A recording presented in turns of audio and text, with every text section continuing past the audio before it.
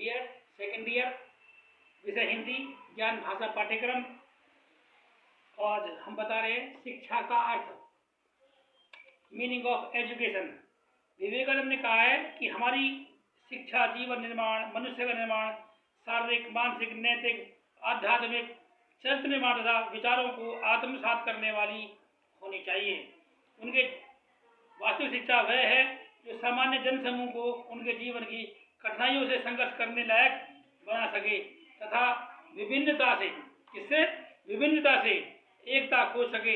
इसी संदर्भ में स्वामी जी ने मानव निर्मित यानी मेन मेकिंग एजुकेशन की भी बात कही है। मानव निर्मित शिक्षा से स्वामी जी का तात्पर्य है कि शिक्षा को ऐसा होना चाहिए जिसके द्वारा चरित्र का निर्माण हो सके, मस्तिष्क की शक्ति को बढ़ाया जा सके, शिक्षा को बुद्धि का विस्तार करने वाली, अपने पैरों पर स्वयं खड़ा हो सकने वाली तथा व्यक्तित्व के सभी पक्षों का विकास करने वाली होनी चाहिए। शिक्षा के उद्देश्य, एम्स ऑफ एजुकेशन, व्यक्तिगत उद्देश्यों के अंतर्गत शारीरिक विकास, चारित्रिक तथा आध्यात्मिक विकास, सामाजिक विकास, संपूर्ण व्यक्तित्व का विकास आदि सम्मिलित हों। सामाजिक उद्देश्य के अंतर्गत भाईचारे की भावना का विकास, त्याग की भावना, प्रबुद्ध नागरिकता तथा उत्तरदायित्व की भावना का विकास आदि सम्मिलित है। पाठ्यक्रम, करिकुलम, ऐसा लगता है स्वामी जी प्राकृतिक विरासत जो कि इतिहास, काव्य, साहित्य, व्याकरण, भाषा तथा महान व्यक्तियों के जीवन के रूप में अभिव्यक्ति है, उसका शिक्षण प्रदान करने के पक्ष में हैं। वे वेदांत साहित्य का अध्ययन, विज्ञान तथा तकनीकी विषयों का शिक्षण तथा लड़कियों के लिए हस्त कौशल प्रशिक्षण के हिमायती हैं। स्वामी जी ने पाठ्यक्रम में उन सभी विषयों को सम्मिलित करने का विचार रखा जो आध्यात्मिक उन्नति के साथ साथ भौतिक उन्नति में भी सहायक हैं। शिक्षण विधि, method of teaching, Swami ji के अनुसार किसी बात को केवल जानने की अपेक्षा उसको समझना तथा उसके अर्थ को जानना अधिक महत्वपूर्ण है। वह वाद विवाद, विश्लेषण, तर्क वितर्क तथा सत्य तक पहुंचना शिक्षण अधिगम की आवश्यकता युक्तियां मानते हैं। वे कहते हैं कि प्रश्नोत्तर, व्याख्या, सादृश्यता, तर्क, उदाहरण का भी शिक्षण अधिगम प्रक्रिया में प्रयोग किया जाना चाहिए। स्वामी जी स्व अधिगम, सेल्फ लर्निंग के ऊपर भी जोर देते हैं। अध्यापक, टीचर, अध्यापकों में उच्च स्तर की नैतिकता तथा आध्यात्मिकता, पवित्रता तथा पाप मुक्त होना चाहिए। धर्म ग्रंथों का ज्ञान, विद्यार्थियों तथा मानवता के प्रति प्यार होना चाहिए। अध्यापक को विद्वान एवं प्रबुद्धि व्यक्ति होना चाहिए। स्वामी जी कहते हैं कि शिक्षक को बच्चे की शिक्षा में एक अहम भूमिका निभानी चाहिए। शिक्षक तथा विद्यार्थी के मध्य पिता और पुत्र का संबंध होना चाहिए। वह गुरु गृहवास की सिफारिश करते हैं जहां पर विद्यार्थी 24 घंटे अध्यापक के साथ रहकर उससे निर्देशन प्राप्त करता है। बालक, चाइल्ड, स्वामी जी ने बालक को शिक्षा का केंद्र बिंदु माना है।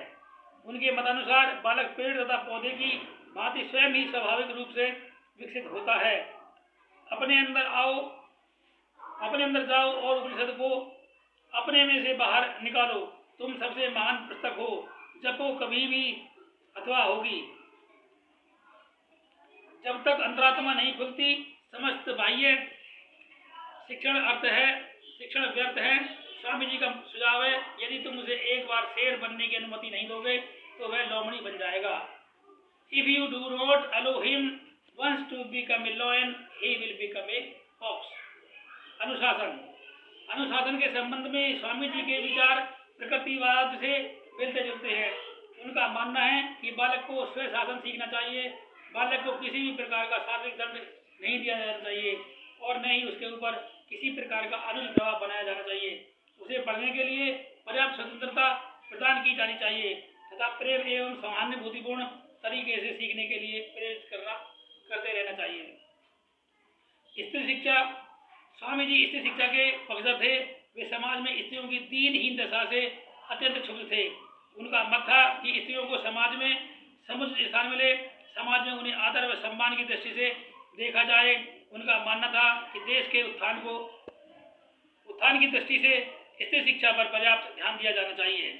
स्वामी जी ने स्वयं कहा है कि पहले अपनी स्त्रियों को शिक्षित करो, तब वे आपको बताएंगी कि उनके लिए कौन से सुधार आवश्यक है। उनके मामलों में बोलने वाले तुम कौन हो। A nation is advanced in proportion as education and intelligence is split among the masses. जन शिक्षा, स्वामी जी ने जन शिक्षा पर भी पर्याप्त बल दिया है। शिक्षा के उत्थान के लिए जनसाधारण की शिक्षा को अनिवार्य बताते हुए वे लिखते हैं, मेरे विचार जनसाधारण की शिक्षा की अवहेलना करना महान राष्ट्रीय पाप एवं हमारे पतन का कारण है। जब तक भारत की सामान्य जनता को अच्छी शिक्षा, अच्छा भोजन एवं अच्छी सुरक्षा प्रदान नहीं की जाएगी, तब तक राजनीति का कोई भी भविष्य नहीं है। वे हमारी हर दृष्टिकोण से मदद करते हैं और बदले में हम उन्हें क्या देते हैं? दुत्कार एवं ठोकरें। हम उन्हें दास समझते हैं। अतः यदि हम भारत का पुनरुत्थान करना चाहते हैं तो हमें जन शिक्षा को शिक्षित करना ही होगा। मूल्यांकन, इवैल्यूएशन। स्वामी विवेकानंद के शिक्षा दर्शन में प्रकृतिवाद, आदर्शवाद तथा प्रयोजनवाद आदि सभी दार्शनिक विचारधाराओं की झलक दिखाई पड़ती है। प्रकृतिवादियों की भांति स्वामी जी ने बताया कि सच्ची शिक्षा प्रकृति के संपर्क में रहकर ही प्राप्त हो सकती है। आदर्शवादियों की भांति उन्होंने बताया कि शिक्षा का मुख्य उद्देश्य बालक का आध्यात्मिक विकास करके उसे उस पूर्णत्व की अभिव्यक्ति करना है जो उसमें पहले से ही विराजमान है। ऐसे ही प्रयोजनवादियों की भांति स्वामी जी ने पाश्चात्य देशों की कला, उद्योग तथा तकनीकी शिक्षा की उपयोगिता को अपनी कला के साथ समृद्ध करने का सुझाव प्रस्तुत किया। वस्तुतः स्वामी जी के शिक्षा संबंधी विचारों में